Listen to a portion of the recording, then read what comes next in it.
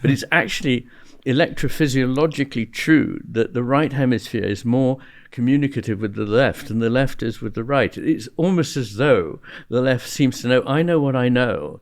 And it even has circuitry which is more self-referential. It sort of reaches into tight knots, if you like. Whereas the right hemisphere has broad, extended tracks that cover the whole.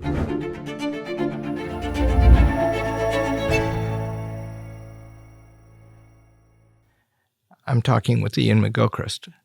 He is a very remarkable man. I don't think, from what I know of him, that he would say that he's invented anything, but he has discovered some things of the first importance. They have to do with the nature of our world and how the workings of our brain might be affecting that, and negatively in some ways. So we're going to talk about the nature of our brain. We're all going to get an education, and then we're going to talk about how that might be affecting the world and what we do about it. Welcome. Thank you very much. Very great to have you. Great to be here. So how does the brain work? Yes, of course, all I can give is an outline of the briefest kind of hemisphere theory.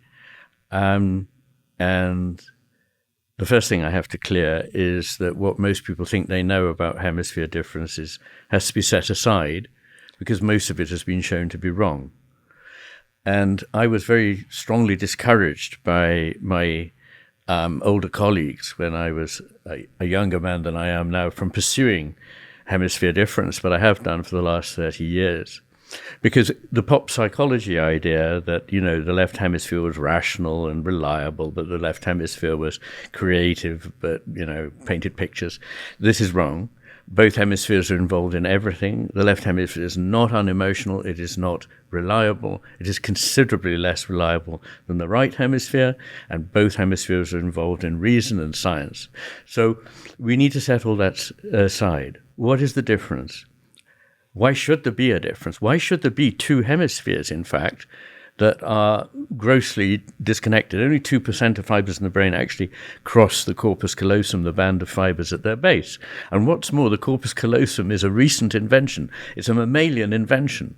Reptiles, birds, you name it, and going right the way down into insects and ancient creatures of the sea have a brain, if you like, a neural network, at least the ancestor of a brain, that is asymmetrical and to some extent divided.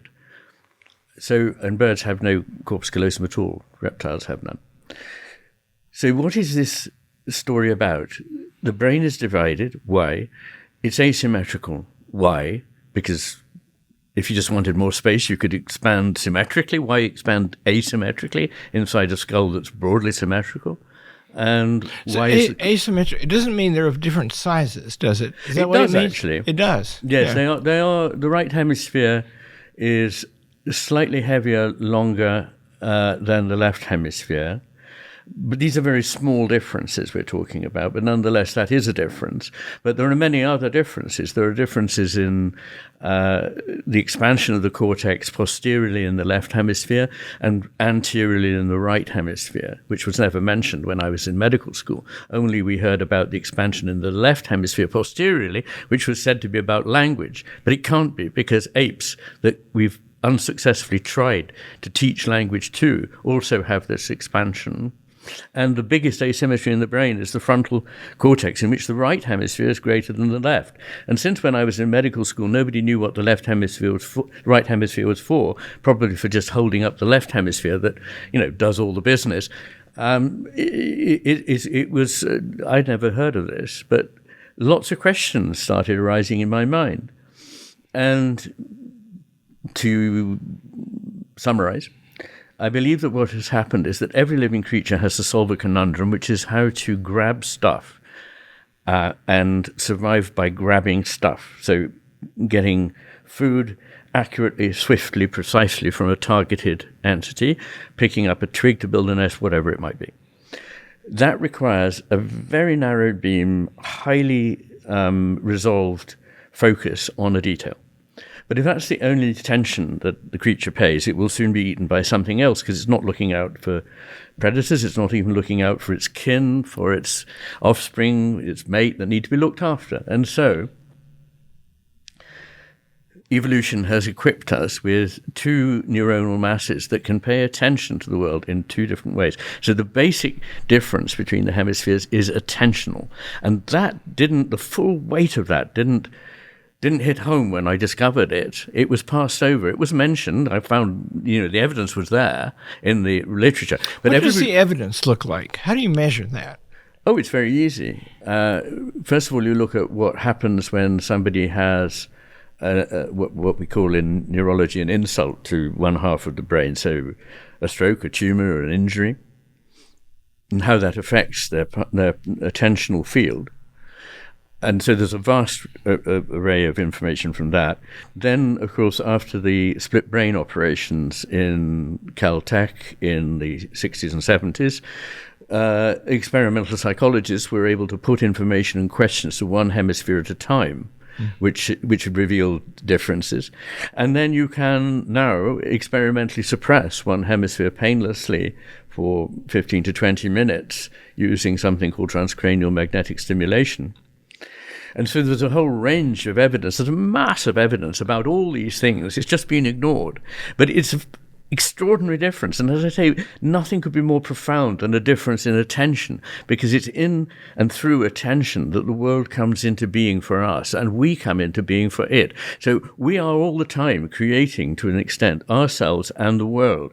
And if we pay a certain utilitarian, reductionist, materialist only attention to the world, we transform that world, and the evidence is all around us. And we transform our minds, and the evidence is all around us. Whew.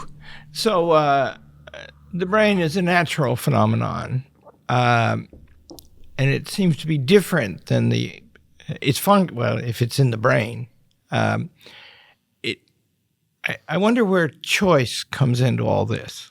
If this part of the brain is paying attention to that because I want to drink some of my coffee, and this part of the brain is wondering about you, and we're going to do a good job today, can I control that? Well, of course, choices happen at many levels. Most of them we make without even realizing we're doing it, because that's economical. We don't have to be attentively and exhaustively making an active decision about every single thing we do. So a lot of it is in the realm of what we call the unconscious, although I might mention in passing that a lot of people imagine the unconscious is something like in the basement. There's this kind of dark area where we store stuff, but the real life goes on up in consciousness. But it's been estimated that approximately 99.5% of everything that we are aware of at some level within our nervous system is not in the full glare of consciousness. So very few of our decisions are made consciously. And A.N. Whitehead, who's a philosopher I very much admire, describes conscious decisions as like cavalry charges in battle. They can only be made occasionally. They're very heavy on conflict and injury, and they can only be made with fresh horses. So usefully, we make most of our decisions. We can solve problems, deep problems in science and mathematics. Most of the great ones were solved when the person was looking away, and it just came to them out of the unconscious mind. So we do all sorts of rich and complex things with the unconscious. It's not like consciousness that moths got into. Unconsciousness is the real deal. So I have two terrible handicaps in interviewing you, and one is I don't know much about psychology, and the other is I do know some things about Aristotle, who wrote about psychology. Alas, that was quite a long time ago. I find what he wrote beautiful.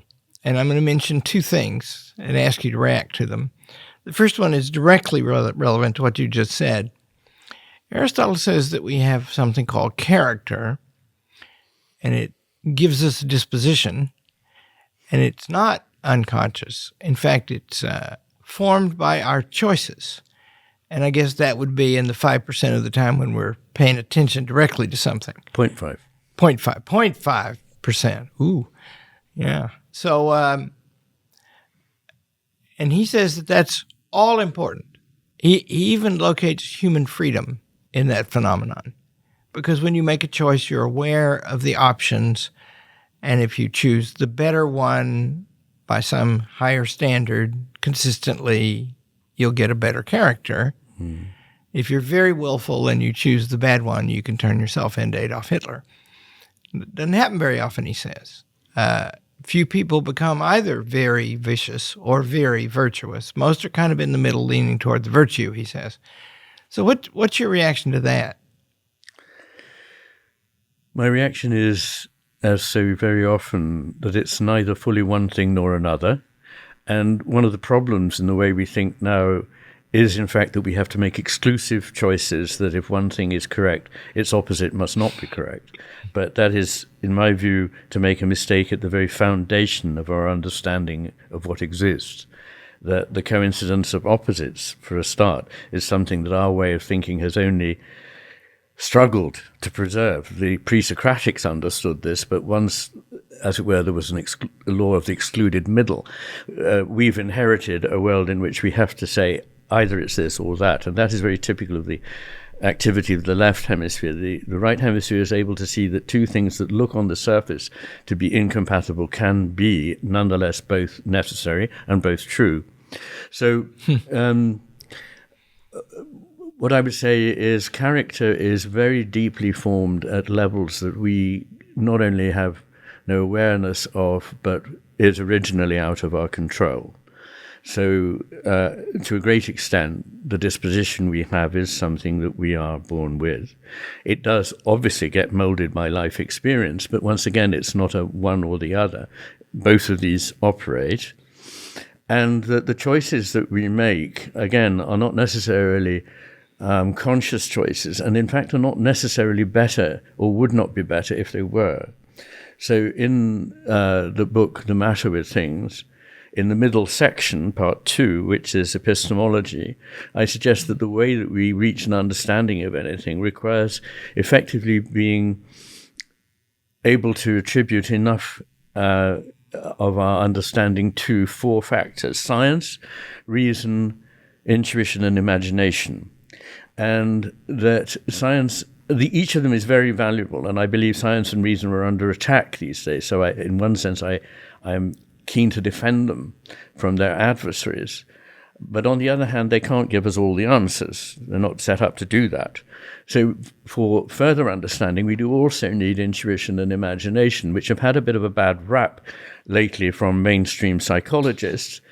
But this is unfortunate because what a lot of the evidence in psychology shows is that our unconscious decisions about things, when revised consciously, the unconscious decisions were better than the ones we made after revising them consciously.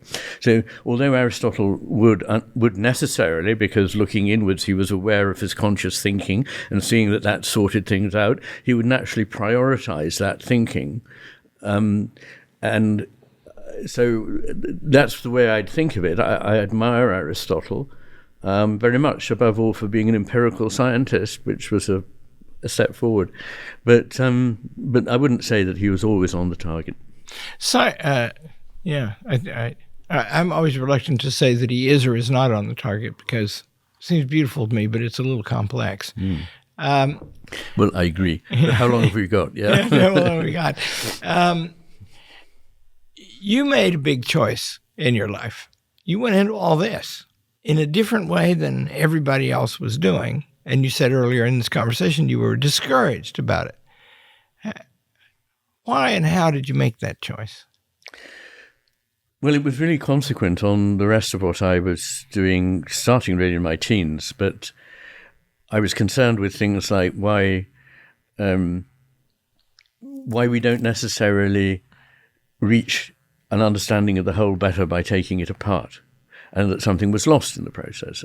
And my clever friend said, so what's this magical something else, phlogiston or something, that, you know? And of course it's not like that. It's just that when you take things apart, you destroy the relations in which everything exists. And things like that. I didn't think that on the whole progress is made linearly, but rather not in a circular motion, but in a spiral motion in which you do come back to a place close to where you started from, but you're not in the same place. You're one rung higher on the turns of the spiral. So all these things interested me. I went to Oxford. I was going to do philosophy and theology, but they said it's not an honours degree. You can't do that. I took the entrance exam in English. They said, do English. You've got to kind of, grasp this. And so I did. I loved it. And then I got a fellowship at All Souls, which allowed me to do whatever I liked for 7 years. And in that time, I wanted to write, which I did, a book called Against Criticism, which was about what I thought was wrong with the process in which we approached a work of art. And to summarize it, I thought the point was that a work of art, say a poem, is something which is better implicit. Its meaning is implicit. When you take it out of it and make it into a short line of prose, it becomes completely banal and everyday. It's rather like explaining a joke. It falls down. Secondly, it is only what it is in the context. So once you've taken the meaning out of the context, you've lost actually the true meaning. And the third thing is that poems are embodied. And we don't just react to them with a kind of computer-like aspect of our brains. The whole of our physical person is involved in the engagement. And Aristotle said a beautiful thing, which is that in confronting a work of art, it is one being approaching another unified being. So I like that very much. Anyway, I wrote this book, and I didn't want to go on about this. I went to all the philosophers. They talked about it, the mind-body so-called problem in a very disembodied way. And I thought I needed to do this in a more embodied way. So I read medicine. And that took me 6 years. And I had to go right back to the bottom of the pile as a lowly medical student, having been a fellow of All Souls for 7 years. Tell us what All Souls is. It's a special place, right? It is a special place. As far as I know, there's nowhere else like it. There's certainly nowhere else in Oxford or Cambridge that's like it. It is the only college that has absolutely no students, not even any graduate students. It only has fellows. And you can get to be a fellow by occupying a certain chair, for example. And some people are elected to a fellowship late in life, a senior research fellowship. But to get to be a fellow at 21, as I did, the only way is to compete for an examination fellowship. And that is an amazing thing, a 3-day exam.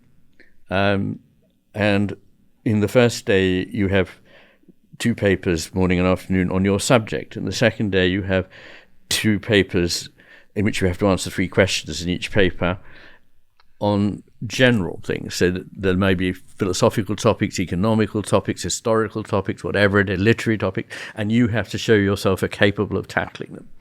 And then the third day, they had, unfortunately, quite wrongly in my view, they've done away with this, a brilliant thing, which was the famous essay paper.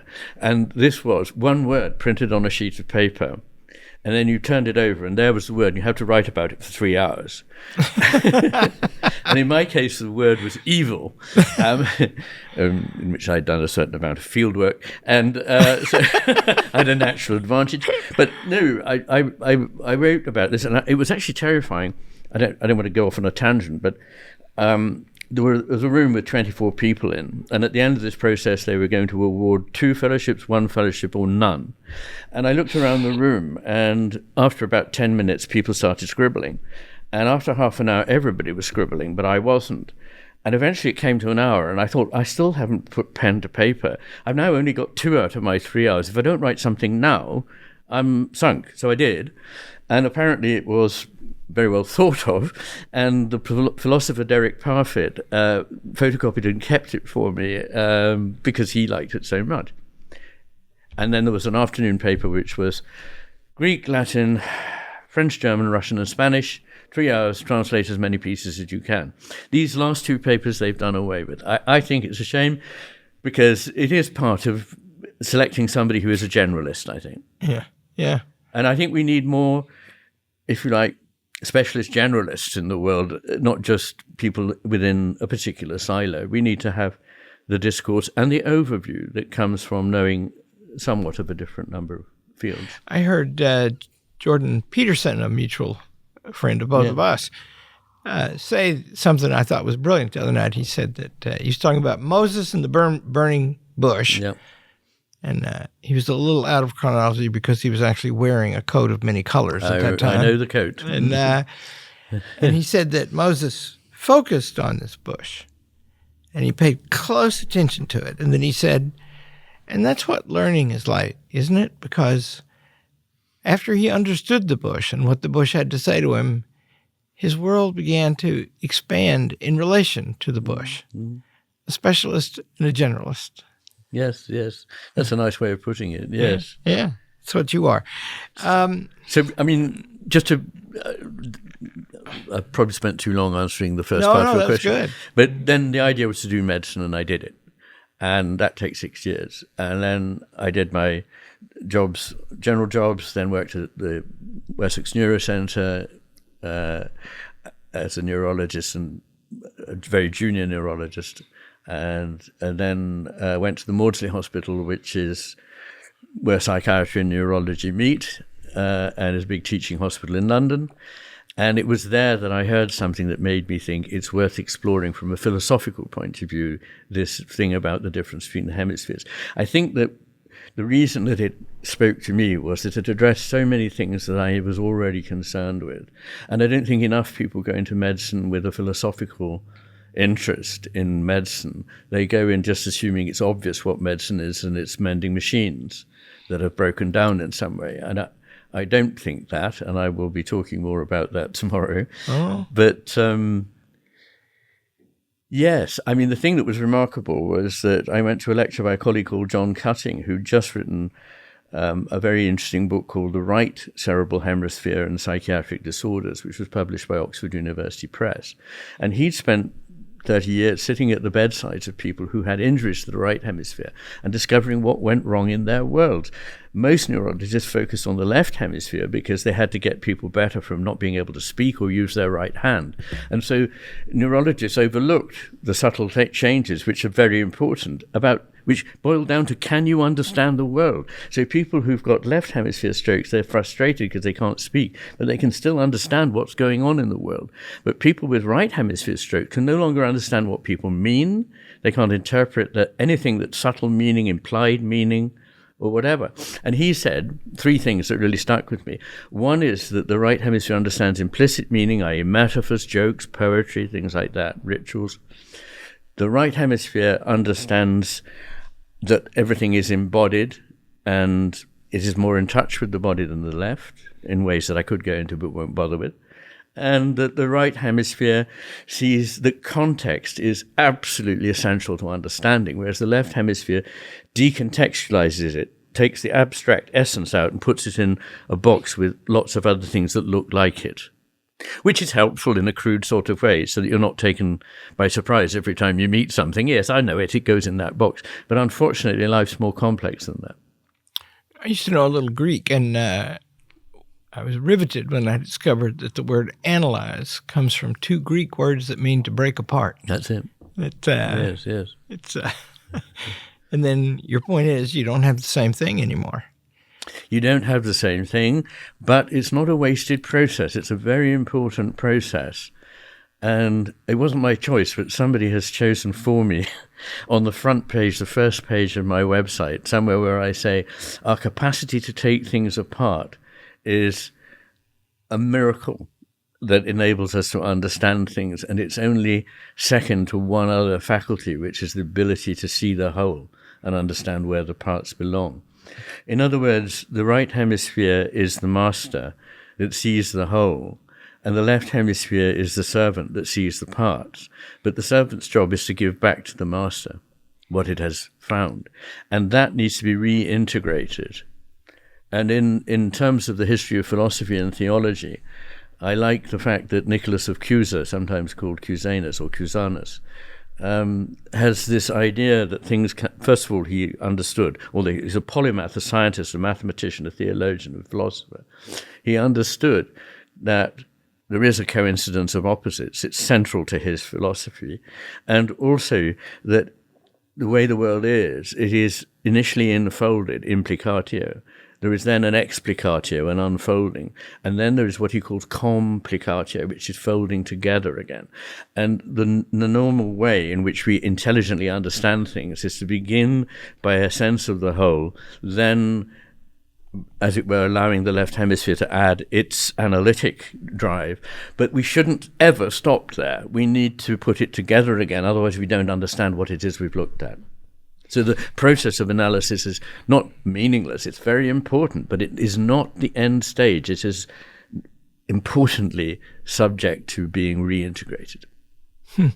So I've copied down a passage, and I'm going to read a little bit from it, if I can read it. You're talking about what a world would look like if it was governed by the left brain. This is from your book about master and emissary.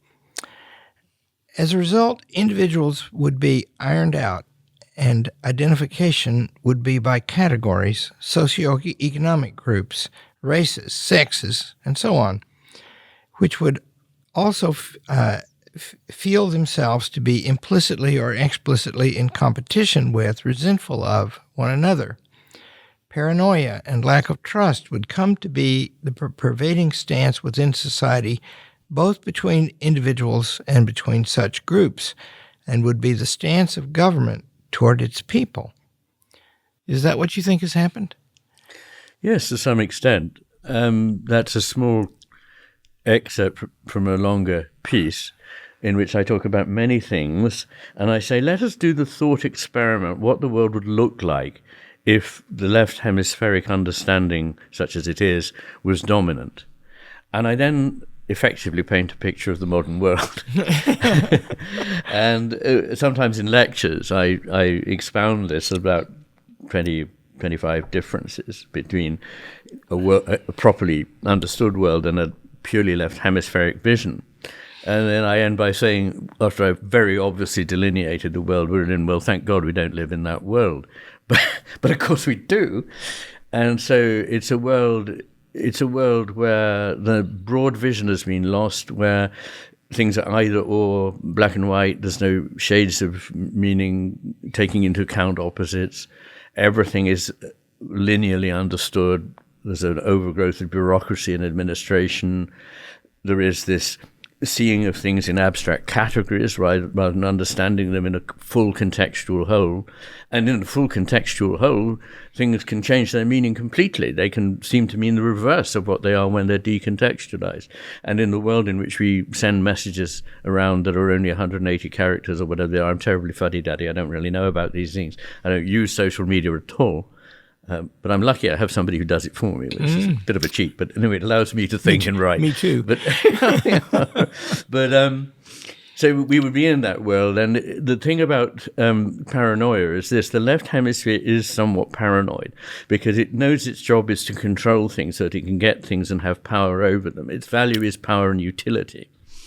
And if it doesn't feel that everything is under control, it gets very anxious about it, which is why I suggest that in such a society, government would see its job as controlling everything maximally, and there would be a paranoid sense that, we need to have CCTV cameras everywhere, we need to monitor people's Twitter feeds or whatever it is. That is the world we're going into. It's terrifying. And it's absolutely consonant with what happens in neurology. So when people have right hemisphere strokes, their left hemisphere is doing all the functioning. They tend to be rather controlling. They tend to be anxious and paranoid. And indeed, schizophrenia, which famously gives rise to paranoid delusions, is very much due to overdrive in the left hemisphere and some sort of hypofunction or dysfunction of the right hemisphere, which is not making its proper contribution. So the hemispheres that you've explained to us are much older than the birth of modern society or bureaucracy. Yes. Why has this happened? Well, I think this comes back to my idea that it's to do with being able to grab and get, which is so important, that one whole half of the brain is dedicated to focusing on a detail in order to be able to manipulate it. But the other part of the brain's got to be looking out for for everything else, which is the other 357 degrees of the 360-degree arc. And so the right hemisphere sees a coherent, sustained vision. It is vigilant for whatever there may be. It doesn't only see what it expects to find, whereas the left hemisphere sees only what it's already focused on finding, and therefore is likely to be blind to other things. So they need one another. And as I say, it goes back 700 million years, as far as we know, to a sea creature called Nemesis celovectensis, the oldest creature extant that's had its neural network examined by Thomas Holstein in Heidelberg, and he calls it the ancestor of the mammalian brain. And it's already asymmetrical in this way because it's having to do these two things of looking out for stuff that it wants and looking out for predators.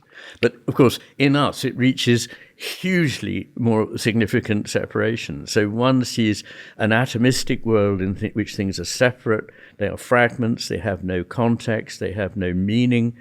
And until we give them a meaning, they are basically inanimate, static, and they can be fully known. Whereas in the right hemisphere's world, nothing can be fully known. It can only be a relative degree of certainty. Everything is ultimately interconnected and can't be just wrenched out of context. Everything has an embodied nature. Everything actually flows. And the world is an animate one with which we feel in connection. So these are two hugely different pictures when we get to the human being trying to understand a world. And one of them is open to, if you like, a non-material understanding or a non-grossly material understanding. And the other to an understanding that engages the fact that there are values and purposes that transcend the purely reductionist picture. Yeah, reductionist, you use that word quite a lot. I'm wondering if choices, big choices, human beings have made are part of the thing here. So in Hobbes' Leviathan, there's a sentence I like. Reason then is but a scout or a spy to range abroad and find the way to the thing desired. Is that him just making the left brain the whole of it? There was a movement in philosophy, right? Machiavelli writes something about the ancient philosophers wasting their time building imaginary republics. And then the sentiment is, we should just fix this one. Mm-hmm. Let's get on with it. To analyze is something different than to know. I mean, it's a way of knowing, you rightly pointed out, but it changes things too. So has the left brain ascended, the left hemisphere, I'm learning your language, has it ascended because we wanted it to? Broadly speaking, yes. So in the second half of The Master and His Emissary, I trace the history of the West from the Greeks through the Romans.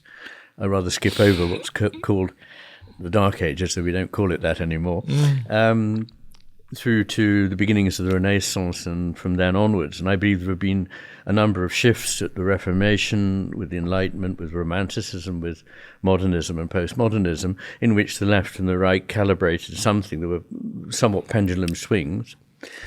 But Machiavelli was a very utilitarian philosopher. I mean, what he recommended really was seeing things in an instrumental way, because he thought that was the wise way to get to a position of power and be able to exert what influence you have, for good or ill. But this idea of utility and power, this is the only value of the left hemisphere. That is its purpose.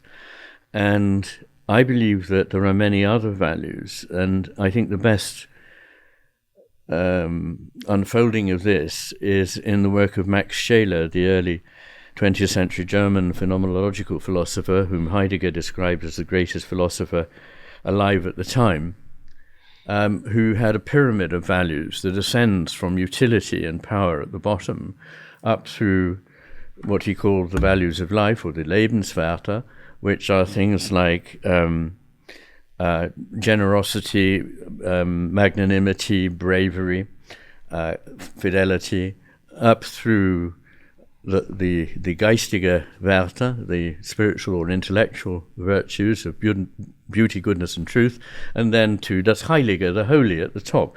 And the way things are constructed now, the real scientific reductionists say that our ideas about these things, the holy, the beautiful, the good, and the true, are just fictions we made up, and they were made up by people who wanted to make a power grab. It's a very reduced, kind of terribly reduced, laughably reduced version of what the human story has been and what a human being is. But I see it the other way, that we only need utility and power, and maybe Machiavelli would have said this too, in order to be of service for other values. Because there is a problem. If you are a truly wise person, you won't seek power. But then somebody needs to have power to promote the values that the wise person believes in. And if you simply sit quietly, as a wise person does, where are we? This is a problem I don't understand in relation to myself or how to recommend to others. I have something to offer about that. Yeah, it's a compliment to you. What you just stated in a lovely, concise way was one of the main themes of Plato's Republic. Yes. The cities will be miserable till the philosophers are kings, and they won't be. Yes. What are we to do? In the classic works, the statesman is the guardian of the wise. Yeah. The wise are too busy. They don't want to. Yes. And yes. I must say, I think your career, which took a change, many, but the big one was you left and you went to medicine because you wanted to understand this thing. I think you're becoming a statesman, too. I have no aspiration. Yeah, but I mean, in a way, you are the kind, right? Because if we could... I went into the college business almost a quarter century ago, and it's been very good for me. I enjoy it very much and learn a lot. And I've come to see something, I think, and that is that if you work around students and teach them, you find out that you don't teach them. They learn. You just help them. Exactly. And they have these rich lives, yes, right? And they make these choices. Yes. I watch my wife. She's English, and she's a gardener. She can make anything grow, except she also understands that she doesn't make anything grow. 100%. Isn't that right? And it is. It wants to grow. Exactly. And I often use this image when trying to explain to people that although a machine is made by an exercise of explicit voluntary effort, most things are not nourished that way. And that the art of being a good gardener, no gardener can make a plant and no gardener can make it thrive or do anything, but it can so dispose the circumstances around the plant that it will flourish. And if you want it to go in a certain direction, if you're patient, you can make it go in that direction. But if you say, no, I want it over here, just uproot it and stick it there, it's not going to work. Certainly if it's a climbing plant, you need to tend it in a certain way. And I've been thinking a lot about education recently because people often talk to me about it and ask what I think about it. And they often say, so, what was it that you learnt in class? And, of course, there was a very, very great deal that I did learn in class. But probably the most important things I learned were not actually in the classroom, but they were from the wise people who taught me. First of all, they taught with an enthusiasm such that, as Plato says in the seventh letter, a spark goes from the one to the other and settles in the mind or soul of the other person. And that's how it was, that there was I caught fire with whatever it was they were interested in. And it was more than just information. It was a way of seeing things. And I also, in a way, not consciously, but I suppose everyone does this, take people as a model. And so I happen to be lucky to have a very wise housemaster who was funny, devout, exceedingly a good person to nourish a young person because he could see in me my interests and nourish them. He was also very good at boundaries. So he had the whole thing that a wise teacher should have. But what I learned from him was mainly a way of thinking and a way of doing things, which I took on implicitly rather than explicitly. You grew. Yes, you grew. Yeah. And that's what we do when we're teaching, I hope. Yeah. Well, if you... I learned this because I used to think that everything I know because of my teachers, and I love them, and it's certainly true that I wouldn't know what I know without them. But then I began to teach, and telling them what I knew and how I figured it out would make them yawn, whereas asking them, and then whatever they said was information, and you could help them. And that seems to me, and it actually reverses the world. Yes. When you start thinking, you move from the left to the right. Indeed. Now you're seeing the thing. Yes. I love to say that education has so little in common with manufacturing and everything in common with gardening. I couldn't agree more. And see that, so I think that you are such an interesting man, and living off on an island off Scotland, and but I think that your books amount to a campaign to make us use the rest of our brain. It's very interesting because, of course, I would never think of them as like that, and they're not intended in that way. I am, I suppose, pleased, but I'm very accepting of whatever happens. Generally, I think it's a sensible way to look at life. But I have been noticing that more and more people in more and more areas are referring to my work and finding it relevant. And I'm very pleased by that, as by the response of readers, which is endlessly touching. So, yeah, maybe I am doing that. But I think going back away from me to just the business of education, if you could put it simply, I think a lot of it seems to be about putting information and techniques into people, whereas education is really about drawing out something that is already in there. And there's a saying of Madame de Sévigné, which I particularly like, which is, if you don't already understand this, I really won't be able to help you.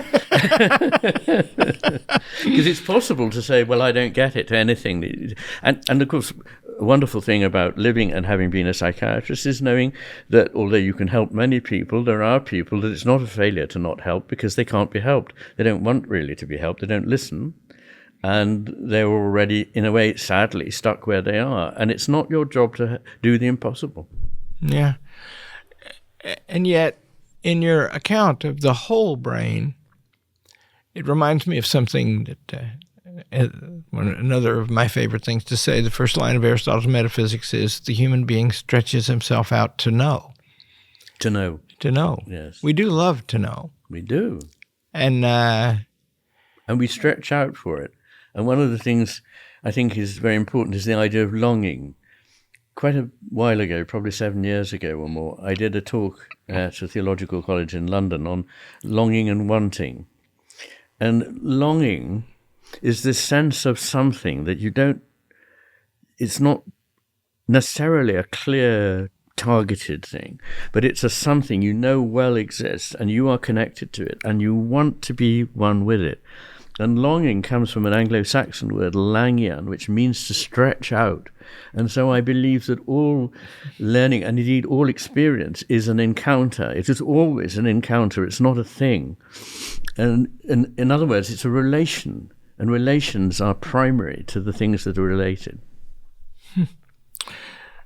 So if it's true that our left hemisphere has taken over and we're becoming the way you describe in your hypothetical world that I read from, what do we do about it?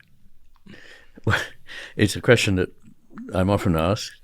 And first thing I'd like to say is we haven't lost the capacity to see things differently.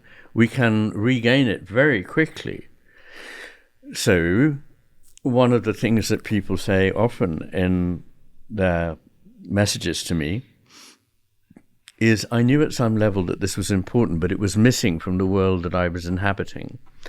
And you've given me the confidence and the words and the way to talk about this that I never had. And I think that once you see that something is the case about the situation you're in, and you know what it is that's gone missing, you're in a very good place to start finding it. And one of the things you again learn in psychiatry is that when I was, fresh behind the ears, a young psychiatrist, I often knew fairly early on, perhaps after only an interview of an hour or an hour and a half, getting the patient to talk to me, what they needed to do. And when I was very naive, I used to tell them. And they never would be able to accept it, because if they'd thought that, then they wouldn't have bothered coming to me. And so they needed time. And so I'd let them go and do certain things, therapies and so on. And then I'd see them again in a few months' time. And they go, I had the most amazing insight the other day that what I need to do is this. Mm-hmm. And it was exactly what I had told them. And the point there is that if you allow people to discover something for themselves, it's far more powerful than telling them what to do. So I could give bullet points, but I'm rather resistant to doing it. I think one of the things that each person can do is to start from in here, because I believe that all movements, external movements in a culture, in a society, start from in here, actually. And so if we could get a small body of people, perhaps only 3% or so of the population, to think very strongly and have seen something important, it would spread quite rapidly throughout the population, because I think people are hungry to know what to do. They're adrift. They feel they have no compass. They feel they don't know what the purpose or meaning of life could possibly be. They seem unaware of what a human being is or is capable of. And I want to open people's eyes to what we are capable of and what we can do. And I don't preach in any sense. I'm just showing them from science and logic the things that we know we can do and how we can do them. So I don't want to be limited to certain things, but of course there are changes we could make in education. Of course there are changes we could make in governmental oversight, and doing away, I'm afraid, with an awful lot of expensive obstruction, which is called bureaucracy, which is a brake on creativity, and often causes people to lose the will to live if they're trying to actually achieve something imaginatively and intellectually. and so William James says somewhere that all institutions in the end up simply by the way they're administered, following goals which are quite foreign to those who started the institution. And so I think we should always be referring back to what is this institution for. And I'm sure that Hillsdale is an example of having done that and honouring what has been seen there. So we need more places that do that. And I've just been speaking at Ralston College in Savannah, which is a new college. It's only in its second year, but I find it absolutely admirable, and it's a great place for education and open thinking. Yeah, in the last year, we teach free online courses here. Okay. We've had 1 million people sign up for them in the last year. Wow. Isn't it amazing? That's impressive. Yeah, and it's a bunch of old people like you and me talking about complicated stuff. But I hope the people who sign up are not old people. The thing that all ages. It's very that's odd. the thing, and that's what really, really pleases me. And I haven't done it as much as I would love to, but I don't have infinite amounts of time, and I live in an inconvenient place. But what I have thoroughly enjoyed is talking to intelligent young people at schools, and it's so rewarding because their enthusiasm is enormous, because they feel there's something horribly missing in the story they're being told about a world that they sense is quite different from that world. And they want to know, they're hungry for it. And older people too, they feel that something desperately has been lost. And the answer is, that, of course, it's never as simple as just one hemisphere. They're in converse all the time. But the shift the emphasis has shifted to the worldview of the left hemisphere. And I make the analogy, it's not that somehow our brains have grossly evolved into a different direction. I mean, the brain is a living organism. It is evolving, of course. But that's, over the timescales we're talking about, that's not the important thing. It's more like having a radio set. And to begin with, you tune into 2 programs that you much enjoy. And after a while, you find yourself only tuning into one of them. The other program hasn't gone away. You just need to adjust your set.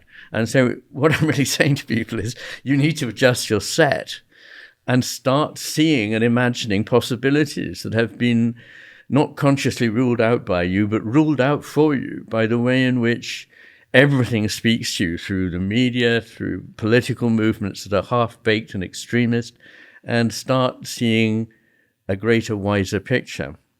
I bet you hear from parents a lot. I discover in my life that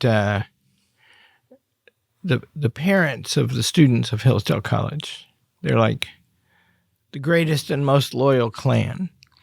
And they come here and hang around and talk to their professors and want to go to class, and we let them. Right. And in other words, my objection to the education bureaucracy is in part that the rules are made by people who do not go in classrooms. Oh, absolutely. And yet, if there's a young child alive, somebody loves the child or it wouldn't be alive. No. And what makes one think that an algorithm made up by a bureaucrat is going to be superior to allowing an experienced teacher with a lifetime to draw on to teach the way they intuitively feel is important and right? And it has nothing whatever to do with following an algorithm or ticking boxes. It's letting that go and being real, and being present. That's so important. Yeah. I had a very senior Republican politician, who I will not name, once said, how can the parents know if their children are learning if we do not do objective testing across the nation? And I said, well, I think they live with them. And is it hard to tell if somebody can read? Yes. Are you finding the acceptance of your way of looking at psychology growing? Yes, I have. It depends. There are 2 constituencies. There are many psychologists, psychiatrists, and neurologists, mainly those who work with people, i.e. are not just in a lab, who have thoroughly understood and warmed to what it is I have to say. And I'm glad to say some of the figures that are really at the top of their profession in neuroscience and philosophy are, on record as finding it very interesting and stimulating. I think there's a problem with people who are not particularly familiar with the human angle. So I won't name who this was, but a rather well-known figure in this world, a neuropsychologist, said, but the trouble is, he goes through a lot of evidence about brain and hemisphere differences, but then he wants to apply these clinically to the individual. I'm not happy with that. But that's the point of doing the lab work. Curiously, this is all in the context of an individual who has a human life. So I think people who are very, focused narrowly, perhaps, and I don't say this man is, but I really think there is a mindset in science that's very conservative, and I understand why. If you've bought into a certain paradigm that doesn't look like this, you really don't want to waste time having to catch up with a whole other way of thinking, because you'll get more credit for just carrying on digging further in the hole you're already in. You don't want to lose a grant or a job application or whatever it is, because you're dealing with things that are still finding their acceptance. But I think they are finding their acceptance, and I'm very pleased about that. I'm pleased to note that recently, for example, I've had 6 conversations with Michael Levin from Tufts, who's a developmental biologist, who's very much in the eye of where the mainstream is now going, and it's going in a direction that he understands I have spoken about, and I understand he has, and there is a very strong rapprochement there. So that's good. When you describe the reluctance that some have, it's a description also of a specific moment in your life where you changed course, big time. You overcame that. Your right hemisphere was operating. I had to. Boy, I had to. Yeah, because it was very, very different from anything I'd been to. But of course, it was a joy to me because I had this other context in which to set everything I was doing.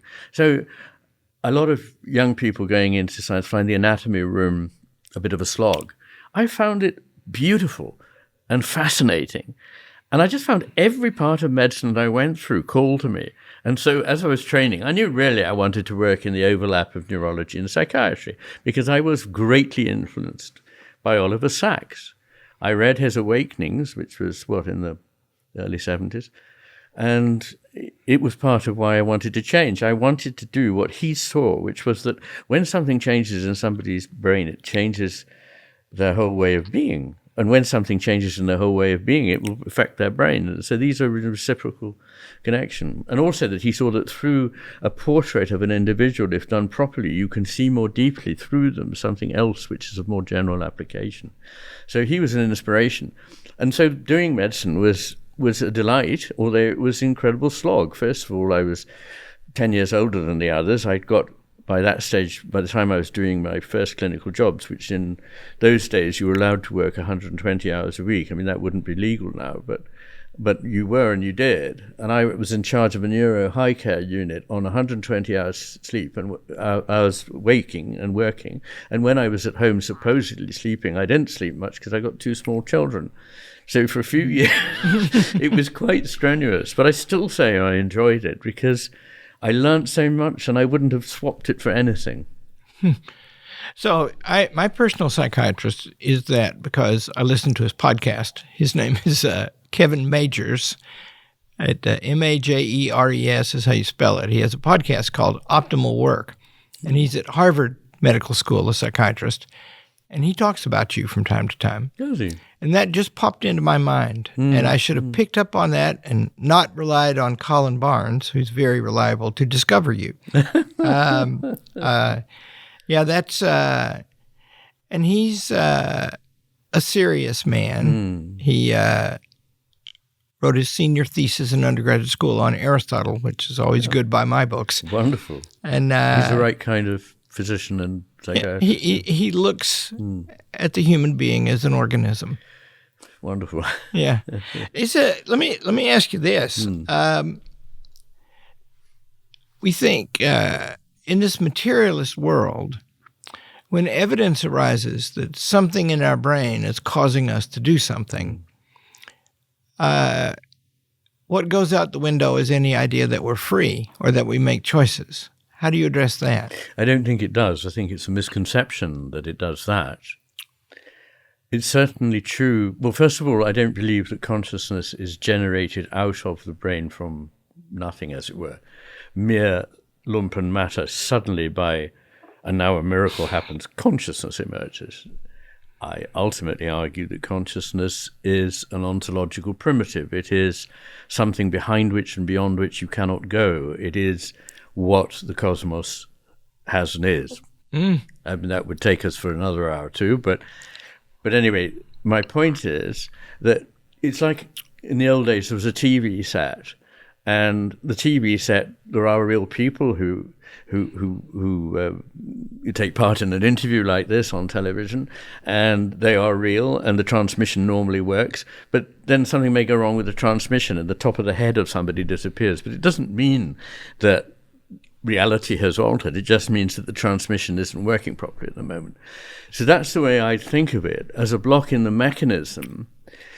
And for a while, of course, that does limit one's autonomy. But there's a difference between saying we are entirely autonomous and can do exactly what we like, which is a toxic thing that people now say. And the other toxic thing they now say, and yes, I'm looking at you, Sapolsky, is we're totally determined. And neither of these is, in my view, an intellectually respectable position. I say that in all due respect to Sapolsky. But I don't see how this can be sustained. There are so many reasons, starting in the nature of material reality, physics, that suggest that there is indeterminacy built in to everything, which doesn't mean to say that everything is just chaotic. It is that sweet point between stochasticity, which is basically chaos, and order. That everything comes into being, and we're no different from that. So we have a degree of freedom, but we don't have all freedoms to do everything we like. Part of the problem is, nowadays, people think they should have freedom and believe they do have freedom to do anything at all without respect to the rest of their society or any decent values or anything, that they can just do it because they're them, and that's expressing themselves.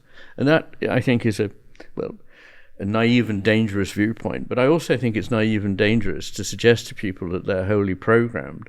And indeed, we know that when people believe that they act in a much less moral and imaginative way than if they believe that they actually have agency. So it has a deleterious effect on their ethical being. The way you describe the hemispheres working together is, to my eye, beautiful. There's this richer one that's interested in the whole, and there's this other one that investigates, and them talking to each other is where understanding occurs at the highest level. It's complex. One of my teachers, great teacher, Harry Jaffe, wrote an essay everybody should read called The Conditions of Freedom. We'll put it on our website. And it's a sort of a commentary on Aristotle. And it begins with the point that you can't really prove that you exist. Of course. But it doesn't make any sense to assume otherwise. Yeah. And once you make the assumption, a whole bunch of stuff begins to follow. And it's not even clear what you don't exist means when you're a conscious being. Yeah. Something is obviously existing, and that's what you're experiencing. So, no, you can argue anything by ultimate skepticism, but ultimate skepticism is a way of closing the door on thinking. And so, yes, there are certain things we have to believe as a basis, which is that something exists. In preparation for this, I reread Book 3, Chapter 4 of Aristotle on the Soul. Okay. I really like that. And it's dense, but it's lovely. And what's lovely about it? In Aristotle, in the classics in general, they're very skeptical about everything, including this, by the way. Exactly. But they say that the source of the knowledge of that cup is in the cup. It's not in you. In fact, in the Ethics, he even describes how if you get yourself in order, become a virtuous person, it makes you attentive, a word that you began this with, right? You can see. You're not in the way. Well, he says, what is the condition of that in that chapter? And the condition is that the soul is not, the intellectual part of the soul is not anything except what it thinks. Except for? What it thinks. Yes. It has no matter in it, he says. The mind is nothing before it thinks. Well, we come back to this problem about Aristotle obviously not having any evidence to explain the importance of the unconscious mind, I think. I mean, it's a great saying, but I don't think it's the whole story. But he would be open to being skeptical in the light of evidence that perhaps wasn't evident at the time. That same teacher, I went to interview him at the end of his life. And, you warn against, and I warn against, the creation of a sort of pseudo-scientific despotism. Oh, God, yes. And I said to him once, is modern science the problem? And he's like you. He's not reductionist. He said, no, he said. It has found beautiful ways to understand that would make the classics marvel. Yes, I agree. And in the second part of my book, The Matter with Things, I look at the epistemology And I say there are four main pathways to finding out what is truer than otherwise.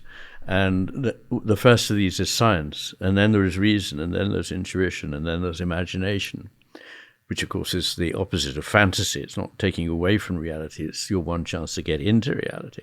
And that we need all four of these faculties as much as possible appropriate where we can. And we don't at the moment. We neglect particularly intuition and imagination. Distinguish science and reason as you use them in that list. Well, reason is a process for gaining further knowledge based on what it is we have discovered through science, the empiricism of science, I suppose. And reason starts from, every schema of thought has to begin from a few axioms. So certain things are, as it were, predicated, and by the same measure they're excluded. And the same is true in science. Science can't answer questions of value and purpose because it doesn't claim to deal with that. In fact, it starts from saying, we're going to rule those questions out so that we can have a clearer, more objective view of what it is we're looking at. So when science then solemnly announces there is no purpose and there are no values, we've proved it, I would say, no, you assumed it. And to use a metaphor in C.S. Lewis in his preface to Paradise Lost, it's as if a policeman stopped all the traffic in a street and then solemnly noted down in his notebook, the silence in this street is very suspicious. And I think that is part of the problem. So I'm a great defender of science. I love science. From being a tiny child, I've always been attracted by science. I believe I work with reason, and people say, well, your book is very left hemispheric. It's based on science and it's full of reason. I go, no, that's not left hemispheric. The left hemisphere and the right hemisphere both need these, and the right hemisphere makes, as I described, very important, probably the most important contributions to both good science and good reasoning. And these in themselves involve intuition and imagination. So many great discoveries in mathematics and science, we know from the accounts given by the people who had them, are intuitive and imaginative. So it's not a dichotomy between left science and right art or something like that. The right hemisphere should be the master and the left the emissary in everything, in science, in art, in daily life. And so, we need to somehow recover that wholeness, and it's not by turning our backs on something. And the other thing is, we don't get to wholeness by turning our backs on the parts, because that's just to make another mistake. We need both the parts and the whole together, which makes a new wholeness, which is what the right hemisphere aims for. But it's actually electrophysiologically true that the right hemisphere is more communicative with the left than the left is with the right. It's almost as though the left seems to know, I know what I know. And it even has circuitry which is more self-referential. It sort of reaches into tight knots, if you like. Whereas the right hemisphere has broad, extended tracks that cover the whole. These are neuroanatomical, neurophysiological observations. They don't prove anything, but it's interesting that is the way they are. Could be. You puzzle in one of your writings. Why did why do we have the hemispheres? They could be united. Exactly. Maybe because the structure is different, makes them different at different things. The structure has evolved to be different to serve the different purposes. The purposes of the right hemisphere being to understand deeply what it is that's around and what it is within. So it's seeing something that involves emotion, involves embodiment, involves suffering, involves the knowledge of death. It involves all the things that make us understand what it is that we're embroiled in, or if you like, gifted with being in. And the left hemisphere is really interested in local problem solving and imagines that the world is what it sees around it in the walls in which it's inured. Whereas the right hemisphere is always saying, yes, that's coherent with your theory, but let's look out of the window and see if life is really like that. So another thing I think is happening in our world is people fall in love with a theory which explains everything. Now, if you've lost your moorings in something deeper and more intuitive and imaginative and perhaps spiritual, then what you cling on to and won't let go of for dear life, because it's the only thing that makes any sense, is a new theory. It could be postmodernism, it could be deconstructionism, it could be feminism, it could be critical race theory, it doesn't matter. But once you've bought into it, no evidence that contradicts that can be allowed, because it's not coherent with the overall map that is generated in the left hemisphere. And I often compare the hemispheres, by saying the left contains the map, the right contains the complex contradictory world that is being simply mapped. And so the problem is simply not thinking there's nothing can be contributed by these theories, but thinking they're very partial. Mm-hmm. And they offer, an insight into some aspect. But to give them full rein and say that there's nothing else that, that's true, that doesn't follow within the confines of this particular theory is a great shame. I think, I came from a literary background. Yeah, and I think that the great thing is that these beautiful works of art speak to us. If we listen to them, that means not rushing in with our preconceptions, but attending honorably to them. And if we do, that attention is a beautiful thing, because it will then speak to you and you learn something. But if you go to it with your preconceived ideas about what's true, you're not even getting an education, and you're depriving yourself of the experience of actually encountering this poem, or whatever it may be. Winston Churchill was a painter, and yes. he was a good painter, and he wrote a beautiful essay about painting. And in it, he criticizes certain French painters, he said, because they persist in painting the oceans with up and down strokes and tree trunks with side to side. They are letting their theories dictate what they see. Yeah, could be. I thought of a story from Einstein. I like to read about physics. I don't know anything about physics, but I like to read about it. Yeah. And Einstein gives an account of how he got to thinking about relativity. He was in an elevator, and he imagined that the elevator just kept going up into space. And what would he see below? And how would it change? His imagination was the spark. And then later, I read, he was working on general relativity, which was harder. And he had a friend, and I can't remember the name of the friend, who was a mathematician, a great mathematician. And his friend began to pursue the idea with pure mathematics. And he wrote to Einstein that, I think I'm about to solve it. And so Einstein took a few months and turned himself into a pure mathematician, and he beat the guy. Oh. That was... that might have been the left brain working, I don't know. But he surely was a man who had both. He did, and he has so many things to say that are consonant with that, including the rational mind is a faithful servant, but the intuitive mind is a precious gift. We live in a world that honors the servant but has forgotten the gift. Oh, did he say that? He did. Look at least that. We think he did. I mean, when you're taking down the words of a great man, you never quite know. But well, whether he said it or not, you did. But it's entirely consonant with his mode of operation. He would, described by his sister, he would sit down at the piano and he would play and so on, and he'd get up and go, I've got it. And it was, as he said, it was like musical architecture. I could find the meanings like that. They often came to him in a flash, as they did to so many great mathematicians. Well, you're a blessing, sir. It's a pleasure to know you. Thank you very much. You too. Thank you. Thank you.